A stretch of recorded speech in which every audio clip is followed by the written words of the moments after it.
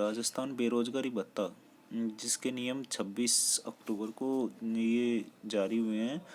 यह योजना मुख्यमंत्री युवा संबल योजना 2021 कहलाएगी। प्रचार व विस्तार। यह योजना संपूर्ण राजस्थान में लागू होगी। प्रारंभ होने की तिथि।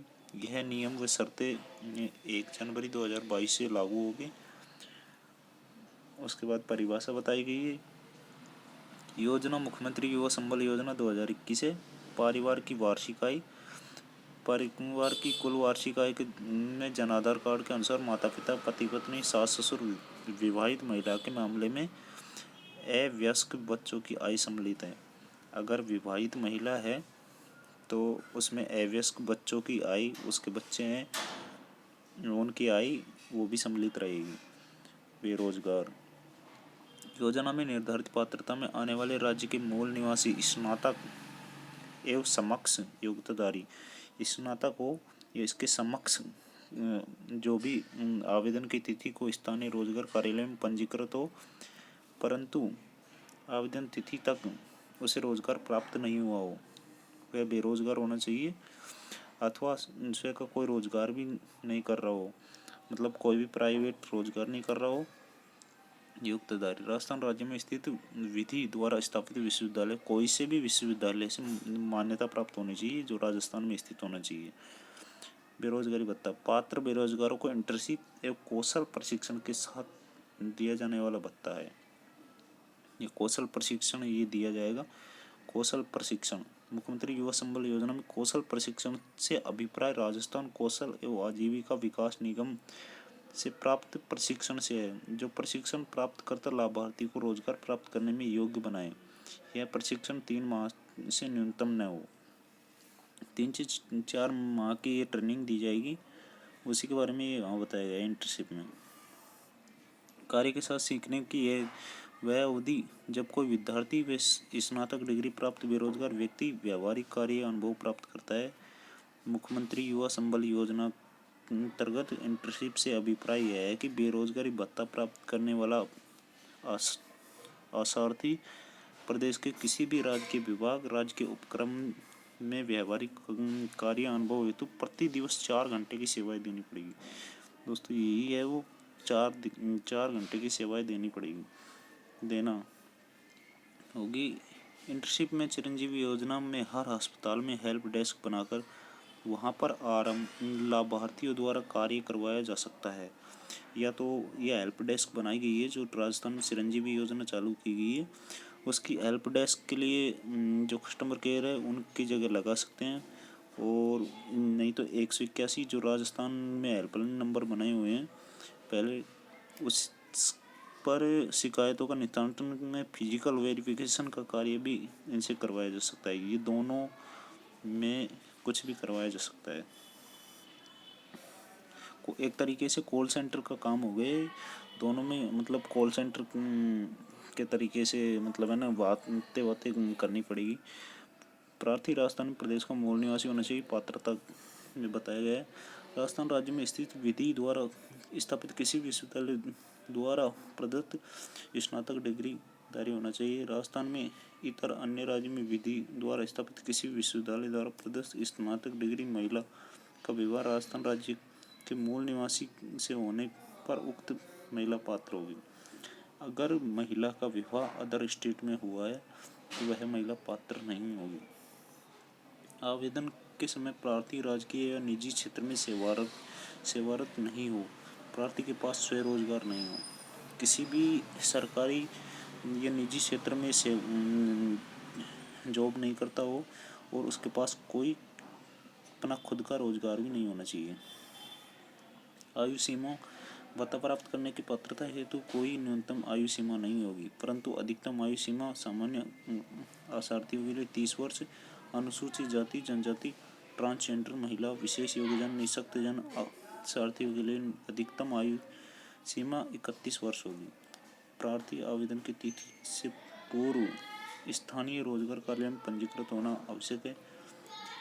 एक से अधिक रोजगार कार्यालय में पंजीयन होने पर प्रार्थी को अयोग्य घोषित कर दिया जाएगा।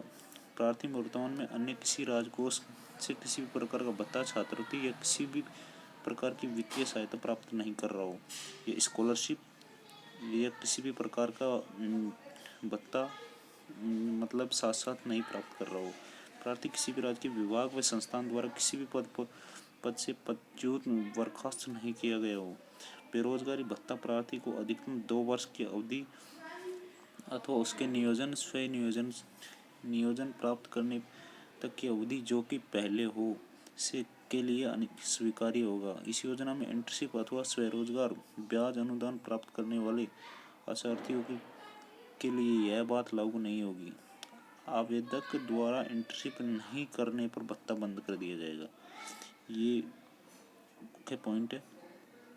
अगर इंटर्नशिप नहीं कर रहा है कैंडिडेट तो उसका बेरोजगारी भत्ता बंद कर दिया जाएगा, हमेशा के लिए ब्लॉक कर दिया जाएगा। उसके बाद में वो चालू भी नहीं हो पाएगा। भत्ता प्राप्त करने के दौरान प्रार्थी का रोजगार कल्याण पंजीयन निरस्त जारी रहना चाहिए। यदि एक परिवार में एक से अधिक बेरोजगार है तथा वे इस योजना के तहत योग्य है तो उनमें से जन आधार कार्ड के अनुसार अधिकतम 2 व्यक्तियों को बेरोजगारी भत्ता देय होगा। प्रत्येक वर्ष में अधिकतम 2 लाख रुपए को बेरोजगारी भत्ता देकर लाभान्वित किया जाएगा। 2 लाख छात्रों को जो पात्रता की शर्तों के अनुसार अधिकतम 2 वर्ष की अवधि तक देय होगा। प्रतिवर्ष 1 जुलाई को पात्र होने वाले युवाओं का चयन श्वेत पोर्टल के माध्यम से किया जाएगा। मतलब 1 जुलाई से 1 जुलाई के बीच में गिने जाएंगे 2-2 लाख स्टूडेंट, उनके अनुसार बेरोजगारी भत्ता दिया जाएगा।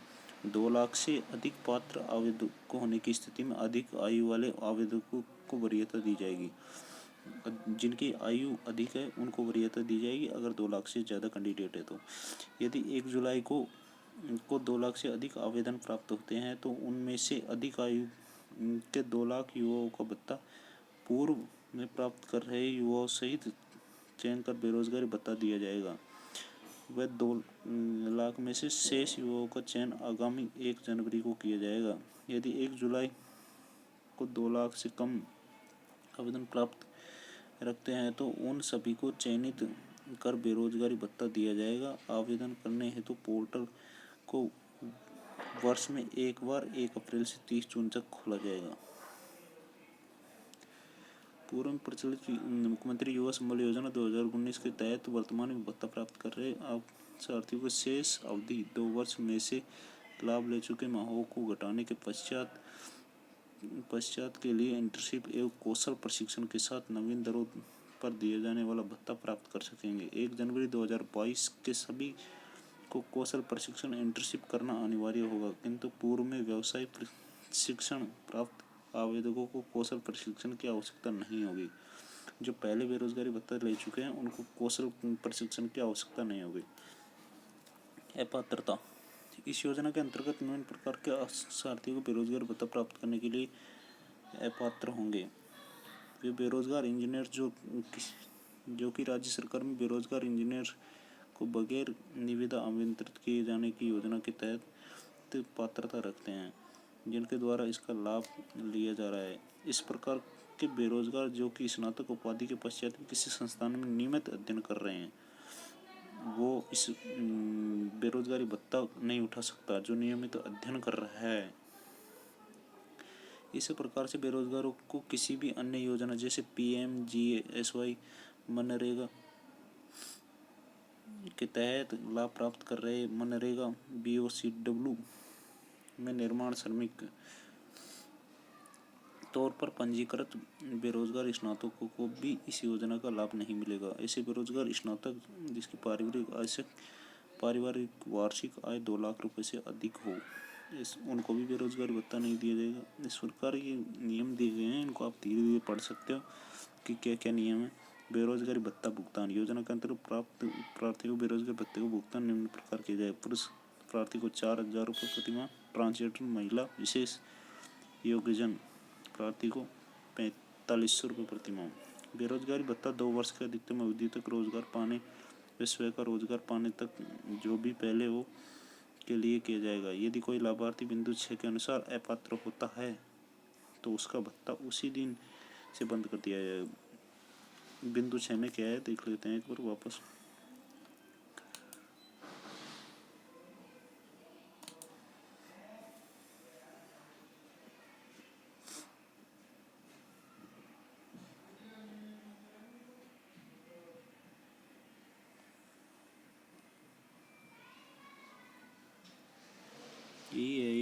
छात्रवृत्ति वात्रवृत्ति 7 महीने नहीं उठानी चाहिए, उसके अनुसार बेरोजगारी भत्ता बंद कर दिया जाएगा।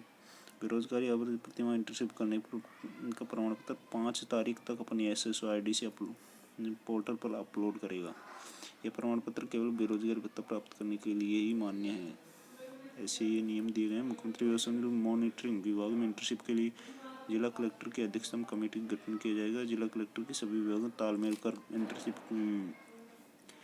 करवाने हेतु निर्देश जारी कर सकेंगे। जिला रोजगार कार्यालय व अधिकारी इस कमेटी का सदस्य सचिव होगा।